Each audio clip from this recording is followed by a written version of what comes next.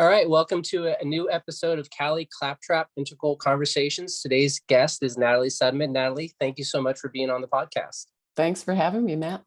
Awesome. So Natalie is the author of The Application of Impossible Things, My Near-Death Experience in Iraq. And one of my first questions, Natalie, is just about the title itself and how you came up with that. Specifically, the application of impossible things. Yeah, I honestly didn't really even think about it. It just sort of came as I was writing the book. And but it works because I think one of the points of the book, or my point of writing it, is that even though what I experience might seem impossible, or it's impossible to have those exact experiences, maybe in a very physical form, but the principles of those things, or the underlying truths available in those things are applicable to our lives now in the physical world and in community. So I think that it's important. Awesome. Well, I can't wait to hear more about that as we go on. I found Natalie's work through sort of circumstance through reading Jeffrey Keipel's book, The Flip. He mentions Dr. Eben Alexander's Proof of Heaven. And for those of you who are not familiar with that book, he also has written other ones. And in The Map of Heaven, he described your work as one of the most astounding and significant near-death experiences ever recorded. That's wow. Pretty. Were you aware of that? Well, I think somebody told me about that years ago. I met Evan a couple times, so we know who each other are. And I didn't remember that it was such a gracious mention. Yeah, definitely. Yeah.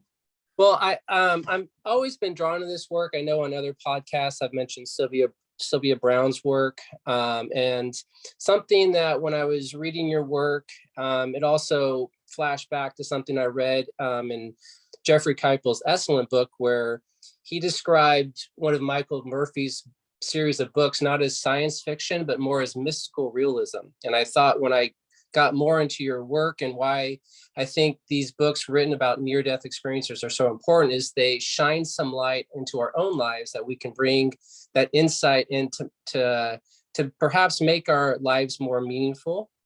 And so I can't wait to kind of dig into this.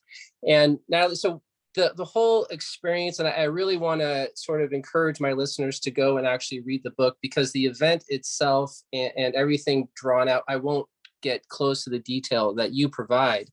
But you, so you went to Iraq as you were administering construction contracts. Can you talk a little bit about prior to how you got to that in your life? Yeah, I was working as an archaeologist, and I had been for 15 or 16 years. I was working for the Bureau of Land Management. And at this point in my career, I was mostly doing administrative, managerial stuff, and I missed being outside. I decided that I would try to find a job overseas because I wanted to travel too. And so I wasn't able to find anything. No one was hiring people in their 40s. They were hiring people in their 20s.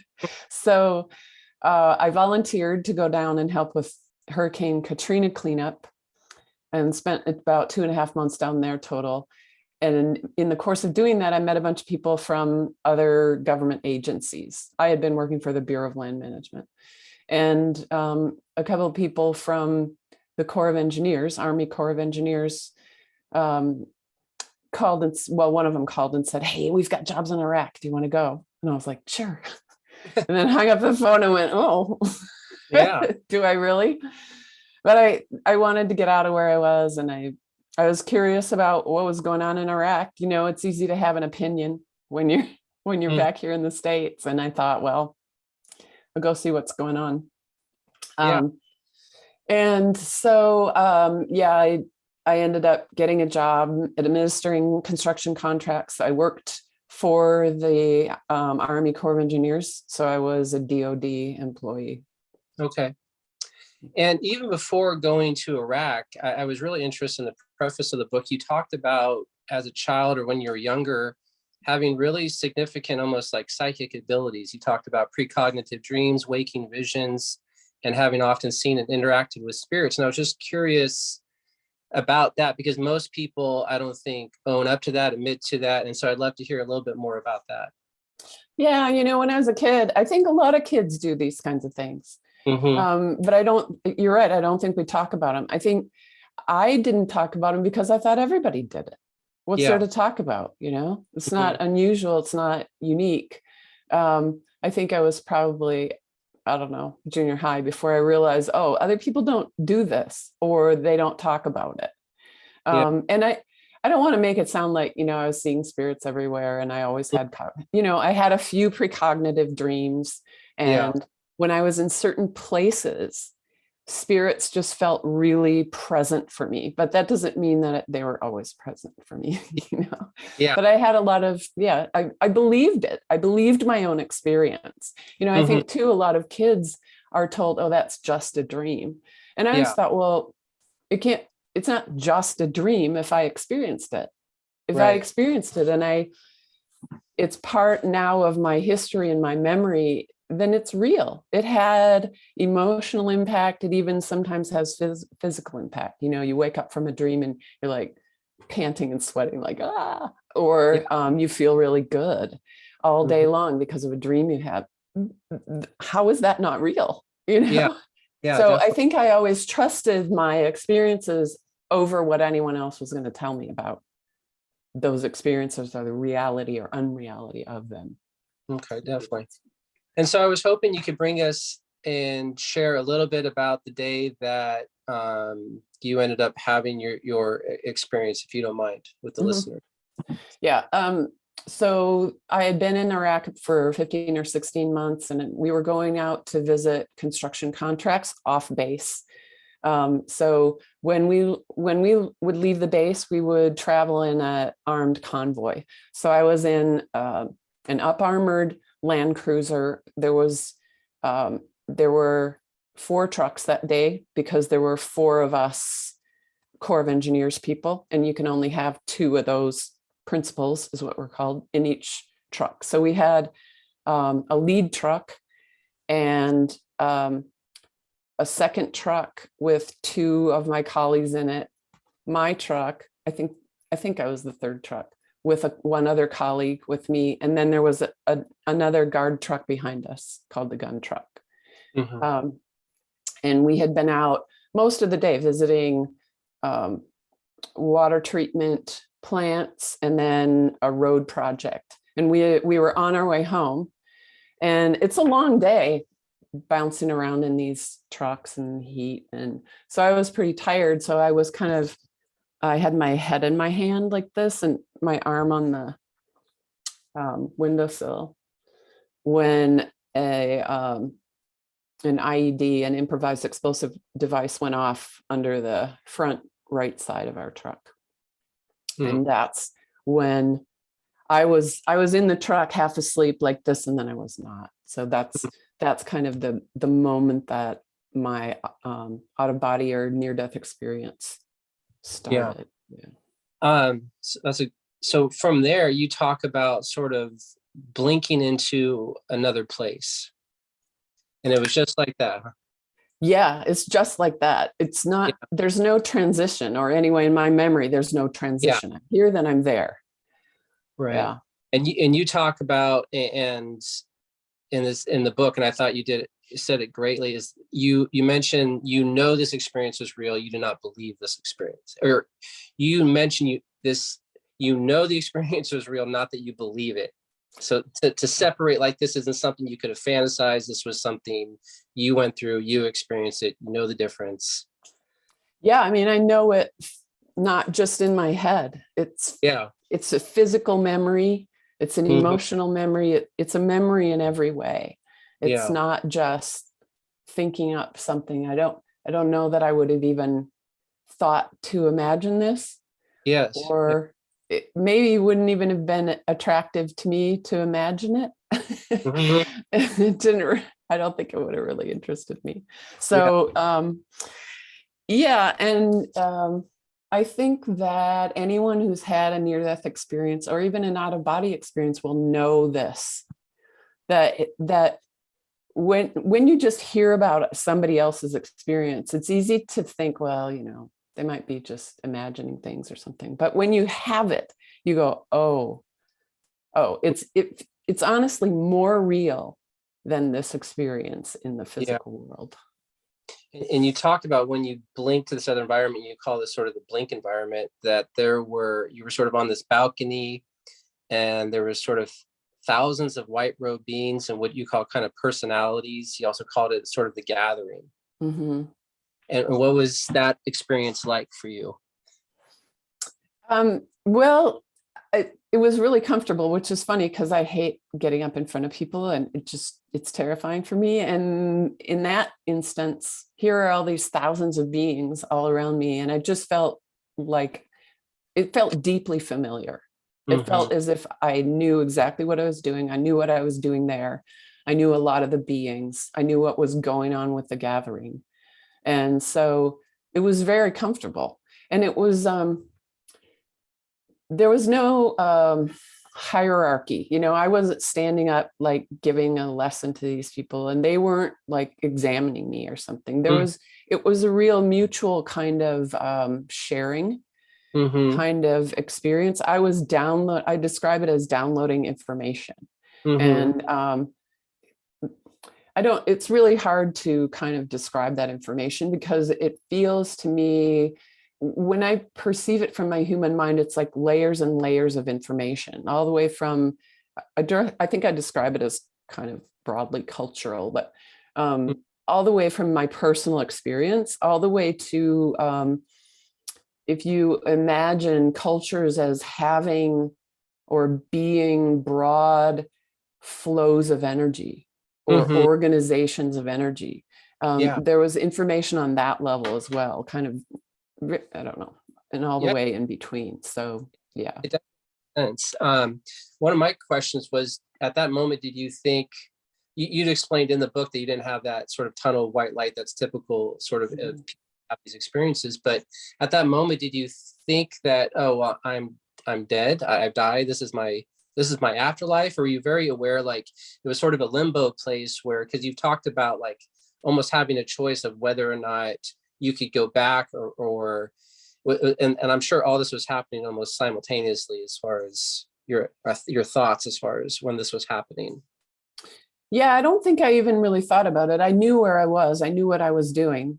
I didn't think, oh, I'm in between or I'm here or I'm there. I was just where I was. And so there wasn't any kind of human mind scrambling for a definition of where I was. Right. I don't think that I even cared or thought about that. I knew that I was not in my physical body. I communicated to them that I wasn't interested in going back. And there was nobody there that was going to tell me, no, you have to go back. Right. There wasn't anything like that. There was no feeling like that. It was more like, these are all my colleagues. I'm telling them that I'm not going to go back. And then they kind of went, well, what if you went back and did this? And I was like, oh yeah, okay, let's go do that. Just like the way I said, yeah, I'll go to Iraq. Yeah. And so you talked about their being sort of impressed with your depth of information. I was wondering, and you mentioned, I think, your particular skills with energy. Did they? And I almost thought back to your sort of in the preface where you talked about your early childhood and your sense of sort of being able to pick up on levels of energy or spirits and stuff. Did you think that was sort of what they were referring to when they said that might be needed sort of in this place? No, I think that and part of the reason I don't talk about this in the book, and I'm not going to go into detail on it here, is because people immediately, we're kind of enculturated to place skills into hierarchies. So someone goes, oh, she's doing something way more important than me, or I'm doing something way more important than her, and it doesn't, none of that is true. We're all doing what we're doing. And every single person, whatever you're doing, it's really important. Right. To everybody else's experience. So that's one of the reasons what I'm doing is what I'm doing. And it's my business, kind of. I will say that whatever my energy skills are, they're not any better or worse than anybody else's. They might be specific. This other person might be really good at detail in energy flows, or this person might be really good at harmonizing certain things, and I might be good at moving large blocks of energy or flows of energy. Everybody can do something. But what's also true of this is that it's not about what I as a personality am doing in this world right now. It's about what I as a whole self am doing, and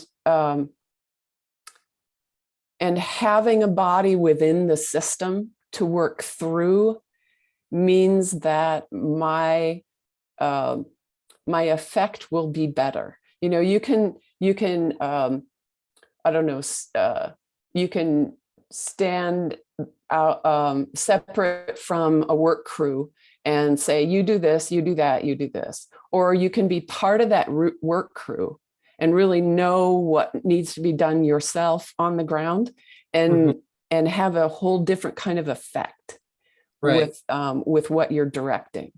You have a much more intimate effect, and it has more effect. And that was the kind of feeling that this was like. Please go back in the body, because when you do, you have more effect doing this kind of work. Are you willing to do that? It does. I mean, it sort of emphasizes that as far as the value of each person that they have, and not to see it as sort of one is better than the other. My curiosity sort of when reading the book was very invested in your own individual interests, as far as, well, will I get to know sort of what Natalie's tasks are? And not only that, sort of how will these beings in this other place assist her along the way? Just maybe more, even to make it generic and not specific to yourself. I think one of the values I get from reading a book like yours is, what can I draw upon it for myself, in the sense of knowing, I'm not here alone. There is a deeper meaning and purpose to what my life is, and how do I draw from maybe other people's experiences that could give me some insight into my own life, And so I, and let me know if you feel comfortable answering this, since that experience, and that happened in what year again? That happened in 2007 or 2007, November 2007. Do you still feel these beings helping you along the way since that time? Yeah, I do. I can go back to these. I can go back to the gathering. I can go back to the deep rest environment. I can go back and communicate with later on. I know the listener doesn't know, but kind of at the end of my experience, there was 8 or 9 beings that I was talking with, and I communicate with those still. But I think that everybody has some communication, or can have some communication with their own helpers or with their higher awareness. I don't think that I'm anything special. I think that some people, I think it's easy to get this idea of what that looks like, like I'm hearing voices in my head. Well, sometimes I hear something, but sometimes I see something, sometimes I just feel it. And I think that sometimes when we have those aha moments, where something just, maybe you struggle with something, then you let go of thinking about it, and then, aha, whoa, you have that kind of light bulb moment. Yeah. I think that a lot of times that is our higher self getting through, or one of our helpers getting a message through, like, finally she's relaxed enough that we can get some intelligence in there, or knowing in there. I think, and I think that a lot of these things they can feel like a gut feeling, or, we have other words for them, and they're valid words. Gut feeling is real. That's intuition, and I think we can all have that experience.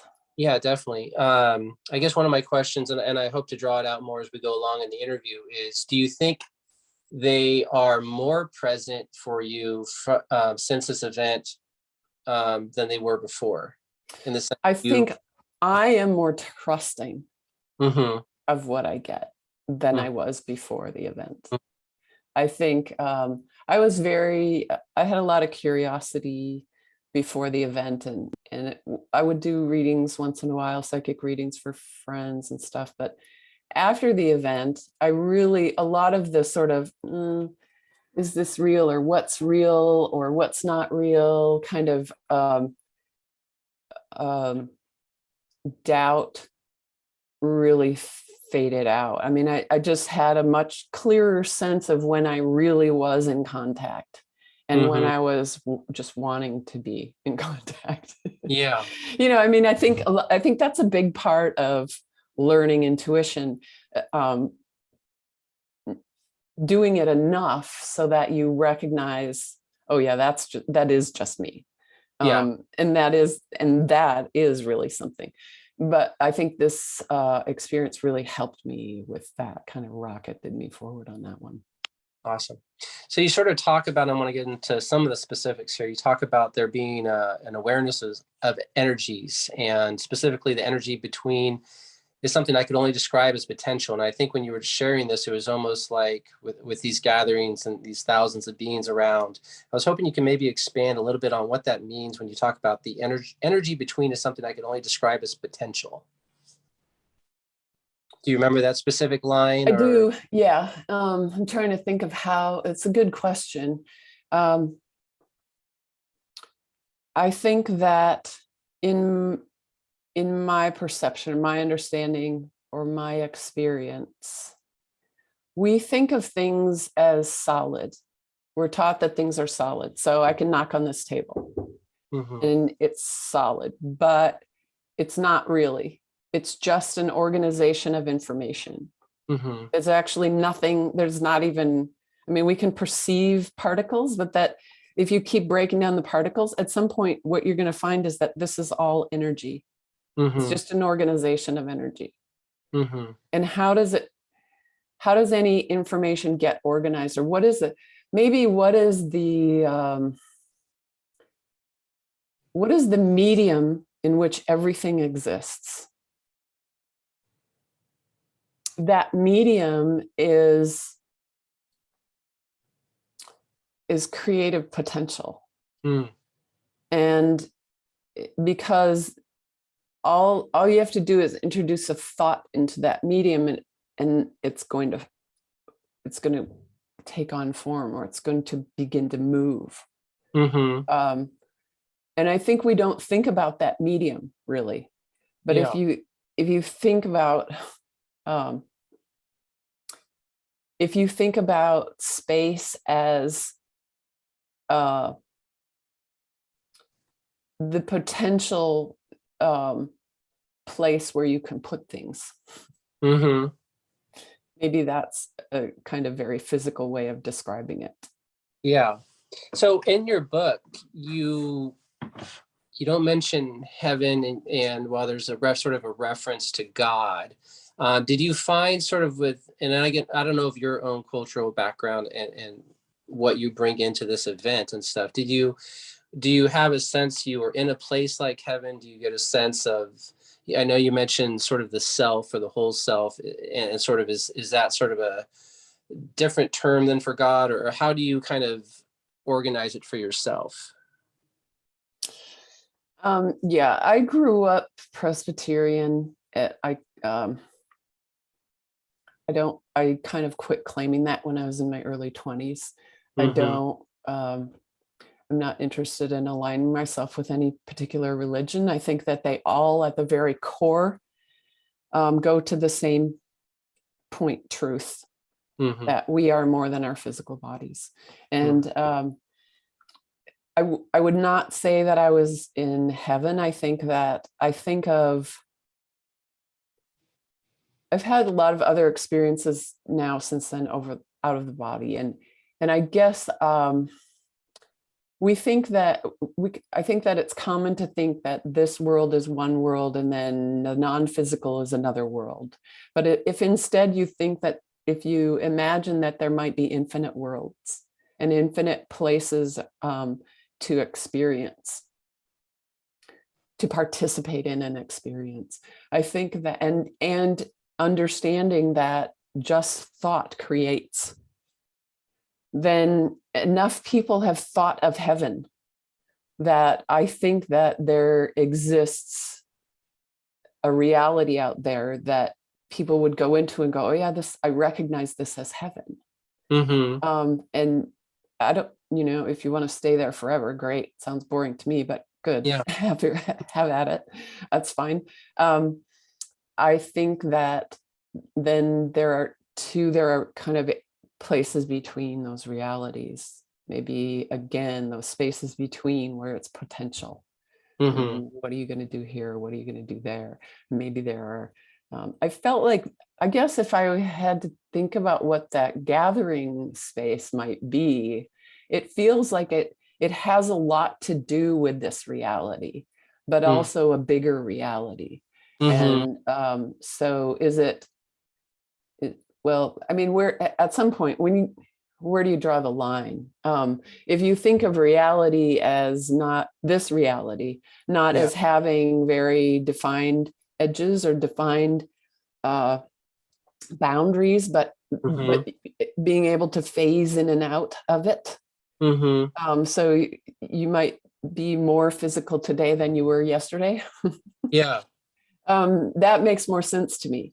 And so where are the boundaries of this reality? Are those things that I experienced within this reality? Well, I think the rest environment was not really. I think that was outside of all this reality system. But I think that it was not hard to phase back into it. It was that gathering was certainly farther away than standing next to the truck with the 8 or 9 other beings. So I think thinking of it that way makes more sense to me. I don't know if that answered your question though. Well, I think even hearing it and reading about it, I think people, to me, it's like trying to explain quantum physics, or I mean, when you start to bend time and space, I mean, I'm not skilled in that area. I just know it's out there, and the smart guys know it's out there, and private, it seemed very similar to that, but I mean, that it makes sense, because I believe it is there, and I might not be able to explain it, but in the same terms that I know there's a lot more out there that, I just don't have a very good understanding of, but I have a belief that it's there. You talked about sort of, when you were first up there, they had no interest in returning. And you talked about how, I think around this time, that you didn't have the typical life flashing before my eyes, but you mentioned, I did want to read it kind of from your book about the 3 criterions, as far as, I'm not sure as far as how to weigh whether or not that your life was meaningful, or sort of the whole experience, but I just wanted to share that for the listener, and then you can expand on it. You talked about that the first criterion was whether my whole self, my beingness, was expanded in depth and breadth in regard to understanding the nature of myself within all consciousness. This was closely related to the second criterion, expression of creativity. And the third criterion was whether I enjoyed the experience as a whole. And I thought those were very interesting criterions, maybe especially the last 2. But sort of how do you kind of, and I'm assuming, when I, again, sort of taking your insight and applying it to other people, that's a good sort of guide to sort of, am I getting the most of this life? Yeah, I think our cultures teach us reward and punishment. And in my experience, that's just a human construct. Mm-hmm. And when we take that away, then where's our value system, or what are we moving toward, or what do we want to move toward? And I think that we have been exploring separation for a long, long time, and I think we're repeating ourselves.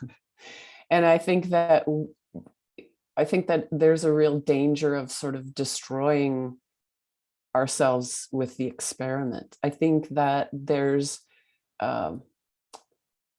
real value in having done that experiment, but I think that maybe it's time to walk each other home, and to remember that we are all one, and that what we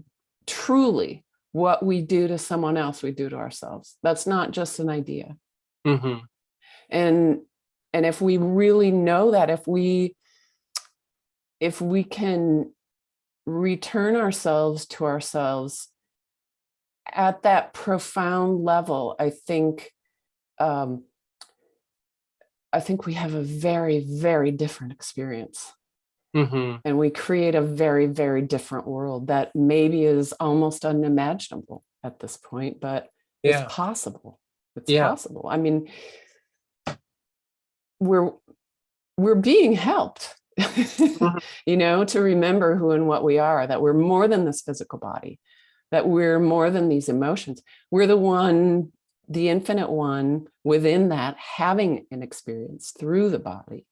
And when we know ourselves as infinite, and we know that every single thing we encounter is also an expression of that whole, that divinity, if you want to call it that. Very different experience. Yeah. Move from there. Talked about that, we exist in this physical universe for meaningful reasons, and kind of tying back to maybe that there is no hierarchy as far as one skill is valued than the other. I do think, at least in my own sort of experience, that there is a value to what you're presenting. I think also, and I think I find it missing with most people I meet in our culture, of that absence of sort of maybe a spiritual background, as far as, the insight that you got when you were sitting there or standing up there and going, I'm not sure I want to go back into this existence. For me, kind of drawing, because your book is, to me, a very spiritual book in the sense of explaining maybe sort of what's behind all of this, what we call reality. And I was wondering, when is it wrong to think that, and I don't know if you can give us this insight or not, that maybe our path here, like, what do you think the reason is for humans going through this experience? Did you get any insight from your own event that you can maybe share with the listeners? Well, I think that the universe is essentially creative, and all that is we are essentially creative, and creativity is always exploring. And I think that we come into this reality to explore in a unique way, in a very low frequency, very physical way that splits out our perception into different physical senses, instead of, I can say, oh, I feel yellow today, or I feel gold. Somebody will go, what? but in the non-physical, all of that is one. It will all make sense that way. And I think that this reality gives us a really unique experience, not just in that way, but by experiencing ourselves as physically separate from things, to explore what that means, and how how we then perceive ourselves as all one. How do we do that? How do we understand empathy and compassion when we actually are, I don't feel your pain all the time, you know? So how do I don't know, how do I reconnect to that? How do I reconnect to who I am? And how can we bring that kind of reconnection right into the physical? Not like, how do I get out of my body? How do I get out of this place? No, how do I lift this place? How do I be that awareness? And how do I see everyone I see, even if I don't like their words, or even if I think that their actions are not coming from that divine place, that place of oneness? How do I recognize in them, first and foremost, that they too are an expression of that infinite, and then choose what to say or do about what they're saying or doing, you know? How do we recognize that divinity in everything? I think that maybe it's maybe there's some, I've got to believe there's some profound value in kind of losing that awareness and then regaining it. I think there's I think there can be a real deep wisdom certainly gained in doing something instead of just thinking about it. Like, oh, what would it be like if we didn't know ourselves all as one? That exercise would be one thing, but then doing it, you're going to find out all kinds of different things about beingness. One of the great insights I got from reading about near-death experiences, and I probably started really looking into them in my 20s, was that this life isn't something like, you know, we tend to like sometimes blame, like, oh, why'd you, you know, do this to me? Why did I get this? But most of the stuff I get from the near-death experience, I think you alluded to, you see this as sort of a cooperative event, that you say things don't happen to me without my consent. They happen because I co-created or agreed to experience them. So it's really owning that even the event in Iraq, you took part of, you agreed to this life, you agreed to, you know, everything. Yeah, and when you do that, you can't be a victim of anything. And it doesn't mean that I like everything that's happening to me. Me as a personality, no. I'm not that happy about some things, you know, but I know that there's a wider perspective that puts these things in a different light and a different context. You know, we put everything into a context. Probably the biggest context we put it in is life: birth, growth, maturity, aging, death. Well, what if we put it in the context of multiple lives? Then whatever is happening in this life may look very, very different. If the only thing that I could remember in this life was when I was driving to the store and driving home, I'd be like, what is the point of this? Why am I always driving to the store and driving home? What's the point? No, you have to have a larger context before some things are going to make sense. Or their purpose or their meaning or their value is revealed to us, I think. And sort of from that, in the book, you go from sort of, you know, you're in this blank environment, and you kind of, I think, agree then to go sort of take these skills back. And from the blank environment, you go to a place called the rest environment. And there you kind of talk about having kind of a life review, right? And so what was that like in the sense of that experience? It was really just sort of like, I think I described it, I haven't read my own book in a long time, actually since it got published. But I think that, I described it as kind of like looking through, paging through a photo album or something. It was, I would say now it's like watching holographic movie of my life. I'm going to say movie, and yet it wasn't sort of moving across. Think of it as like boom. But it's the perception is much broader than our perception. You know, if I'm looking at a photo of that of a past event that I took part in. I would not just be looking at that photo. I would also be able to access, what were my feelings back then? Or who was that person and who was that person?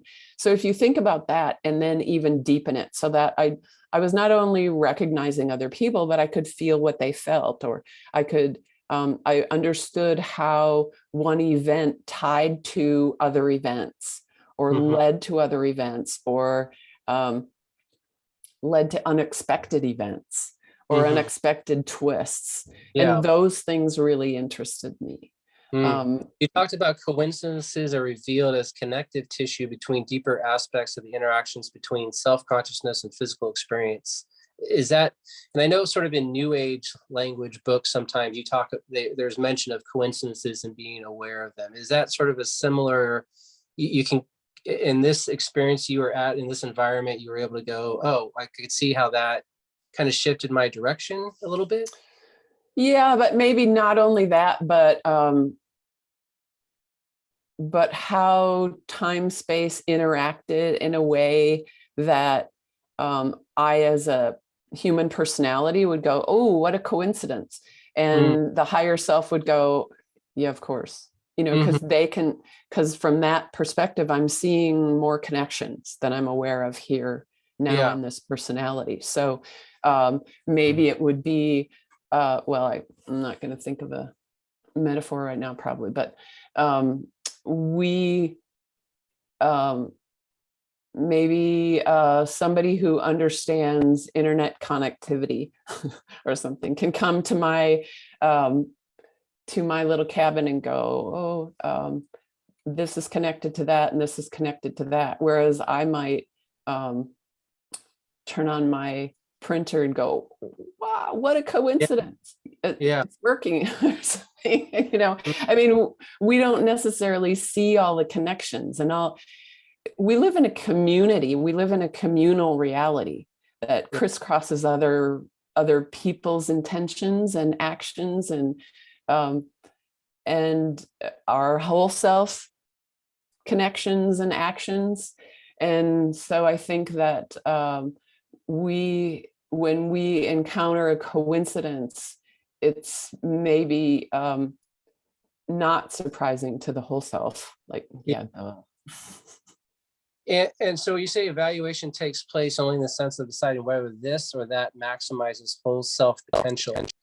And I was, when you say that, do you mean, I guess, what do you mean by that, in the sense, how do you know like something maximizes whole self potential? Well, I think, again, that's from a whole self perspective. Yeah. So from this personality self, I might not even think some of these things are important, or I might not even understand them conceptually or be able to translate them conceptually, because we don't have concepts for some things. Or, a lot of times we think of purpose, something that has purpose or value, we immediately go to work or a career or a vocation. And what if, this is one I use a lot, what if curiosity is more important than your job? We don't necessarily think, oh, what if I came here to express curiosity? What if that's my purpose? What if that's my job? What if that's where all meaning lies for me? But I think that as whole selves, we are also creative and constantly evolving and constantly exploring. And so, and I think that whole selves, that higher self that we are, also still has interests. I think that if you're an artist here, then your whole self probably really likes to engage very directly with creativity. Or if you're a doctor, here, then maybe your whole self is very interested in healing on many, many levels. And so I think that even as whole selves, we're constantly growing and expanding and exploring. And so this personality self, as an expression of that whole self, is going to serve that. And from that environment, you go to the healing environment. And it was almost comical the way you described this scene. I mean, almost, sort of. It was comical. I was hoping, can you share a little bit about your experience in this environment to the listeners? Because I don't think I could do it justice as far as something that was going on that was almost humorous, but yet at the same time, you're still in the event of where this explosive device just went off. Mm-hmm. Yeah. So I perceive myself as like hovering above the truck, looking down at it at an angle, and I'm with two other beings, one of whom is like an old friend. We know exactly what we're doing, and the third one feels like an observer or maybe learning or something. But anyway, I could see all our bodies down in the truck. I could see the truck on the desert, and I could also perceive my body as an organization of energy. And what I was doing was playing around with different injuries. So I would do the equivalent of waving a hand, and I would set different injuries. So I would, maybe I would give myself some cognitive problems or brain damage, and then we would see like a holographic image of the rest of my life, and we would just fall down laughing, watching me trying to negotiate these cognitive difficulties. Or we would sever my arm and then see that flash of the rest of my life and think, oh, that's so funny, look at her trying to do that with one arm. And none of this is funny obviously from the physical world. Yeah. But from that perspective, this lifetime that we're in, and it feels like it lasts a long time, from that perspective, it's really just a very short experience. It doesn't last forever. Yeah. And whatever we're experiencing here is not dire, because we know it ends. And we know it's like we're all actors on a stage in maybe sometimes we're in a tragedy, and sometimes we're in a comedy, and sometimes we're in a drama, but no matter what, when that play is done, all the actors stand up and take a bow and walk off the stage. No one's left there bleeding on the stage. It was a play. It's not real. We all walk away. And that's the reality from that perspective that we were playing around in. Yeah. So then at some point, I was like, okay, that's enough. And just chose my injuries, knowing that they would set me up for whatever I was going to do when I came back into the body, and just sort of waved my hand, set those injuries, and was done. Yeah. And so from that point, you also mentioned that environment, the age would be around like 30 or 35. Also, I've heard something from other near-death experience books. Like, so is like beings in that environment around that age, like is that kind of what it was like for you? It feels like kind of a default.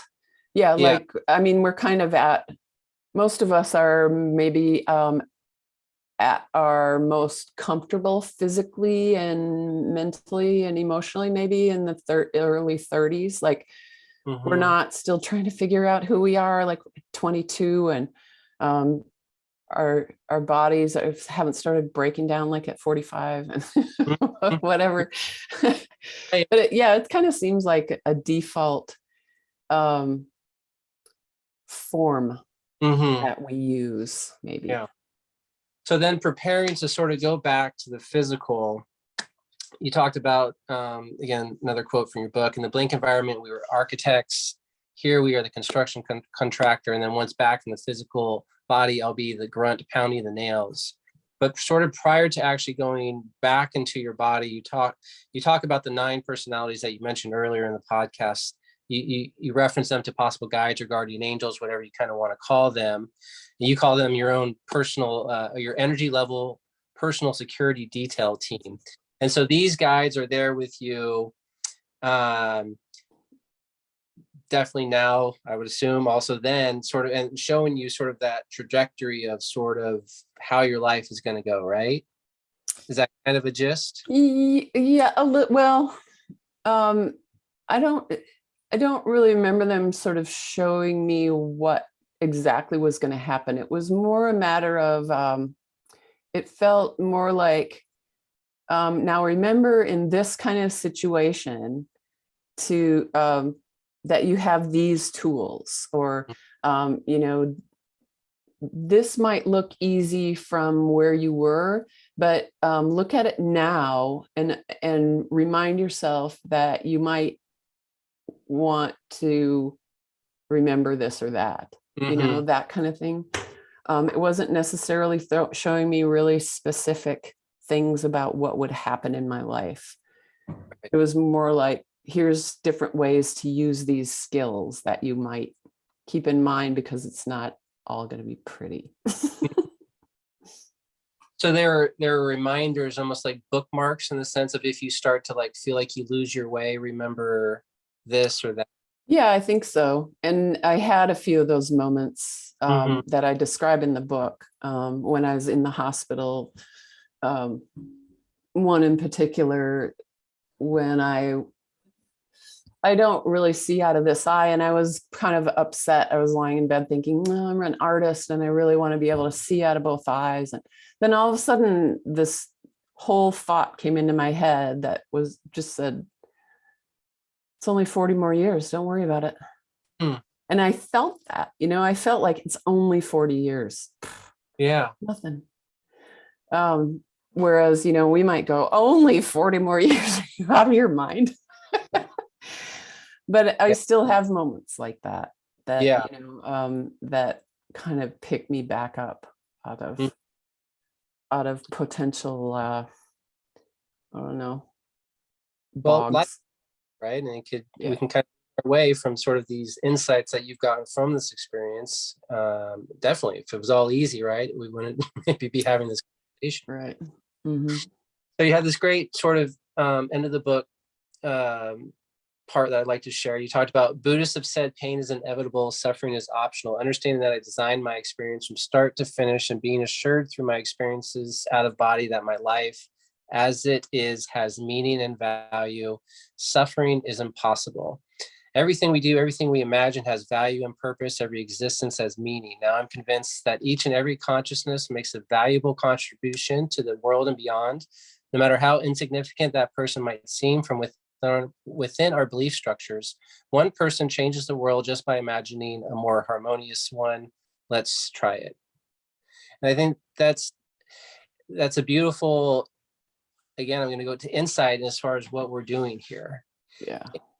How has your life been since this event, where you can, and I know you have already described, but particularly about the meaning and value, like how do you continue to enrich your own life as you live it, and stay connected to that whole self? Are there specific sort of practices that you do that helps you get more in tuned with that whole self, either through prayer or through your own personal sort of application of what you've learned? Well, personally, I do meditation, and doing psychic readings is tuning into it over and over again. So I think those practices help. I think that, I'm a student of this, even though I had this experience. It's like, I think some people, I've had people say, I wish I could have an NDE without the ND part.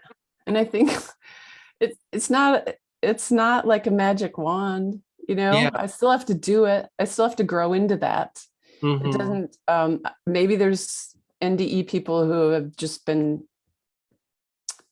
drastically changed and now their lives are perfect, but mine's not. So I feel like I'm a student of these things as much as anyone. I often fall short. I'm cranky. I have some PTSD stuff, I get anxious but maybe that's part of what I came back to experience. And I think that one of the things that I've found of value is to quit judging my experience and just, what is this experience? And really accept it as it is. And maybe it can't be changed. Maybe it can just be managed. Maybe it's not, why is this happening? Why is this happening? But how do I best handle this? Yeah. I think that's way more valuable than trying to figure out, because I think why is this valuable? What's the meaning in this? Sometimes there's not going to be an answer that makes sense to the physical human personality self. But how do I best handle this always has an answer. Yeah. And that's how you get out of wherever you are, or that's how you prolong what you want to prolong. Yeah. One of my favorite Bible quotes is, don't throw your pearls to swine. And sometimes I think, you look at this life and you see all the, you watch the news, you see the pain and suffering kind of going on. You see some events that just go, kind of, what are you thinking? Like, how is it that you can kind of, is it pretty much just kind of brushing off your feet kind of thing when you see events like that? Or do you, again, try not to judge it from that, you're not acting from the whole self perspective? Because you talked about how one who kind of has a trajectory, once you're in the physical form, can completely go a different way. How do you personally sort of align yourself with what you know to be true, and then when you see events outside yourself going, that's just completely nuts? Is that what you do? Just pretty much, try not to judge it from your perspective and just try to accept everyone, as you shared in the book, everyone is coming from this own sort of place, right? Yeah. Well, the first thing I do is try to see beyond the actions and words and craziness, and imagine that I can see all those people that whoever I think is acting crazy and like put them out in front of me and say, I know who you really are. Yeah. I see you. Hello. Even if they don't see that in themselves. Yeah. And I don't have to have them standing in front of me. Energy is real. There is no time or space. Imagine them in front of you and they're there. How are they going to see the light within themselves if no one shows it to them? So the first thing I want to do is say hello to that light within them, that infinity within them. Hello. Maybe it'll spark something off, maybe not. Oh, well, and there's nothing wrong with being discerning about where you're throwing your pearls, but I'm not going to judge them as evil. I'm not going to judge their souls as wrong. I will make a discerning choice about what kind of person I want to hang out with. Yeah. And whether I think what those people are saying or doing is in harmony with the infinite, with love, capital L, or with humanity as a whole, or not. I will judge that. I'm not going to judge their souls. Yeah. I will see them as infinite. They have every right to be here, just like I do. I don't have to like what they're doing. I don't have to like them. I don't have to hang around with them. But I do have to acknowledge that they too are divine, just like we are. Awesome. Well, before I end this podcast, first of all, I want to say thank you so much for being here and sharing your story. The other piece that I learned while researching you is that we're both ducks from the University of Oregon. Yeah. So ducks while we're on the podcast. Go Ducks. That's right. Natalie, thank you so much. It was a joy and a pleasure. Again, for the listeners, her book is Application of Impossible Things, My Near-Death Experience in Iraq. Natalie, thank you so much for being a guest. Thanks, Matt. It's been fun. Awesome. Thank you. Bye-bye.